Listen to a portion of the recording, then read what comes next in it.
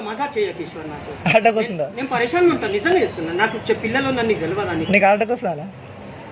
ఇది అవసరమా ఈశ్వర్? నాకు ఆటకు వస్తున్నట్టు ఎందుకు ఇట్లా చేస్తున్నావు? మజాక్ ఎందుకు చేస్తున్నావు? 3000 పడుతులకి నేను నాదే పైసలు సేవ్ చేయబోతున్నా. పైసలు ఎడికి చేయాలన్నాయా?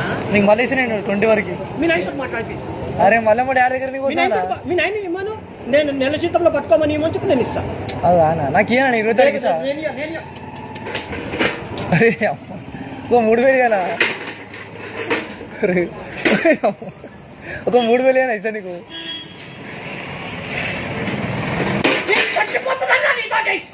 అరే అమ్మ 100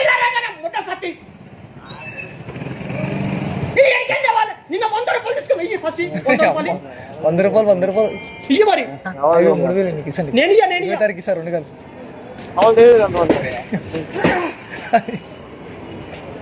అరే ఎందుకనే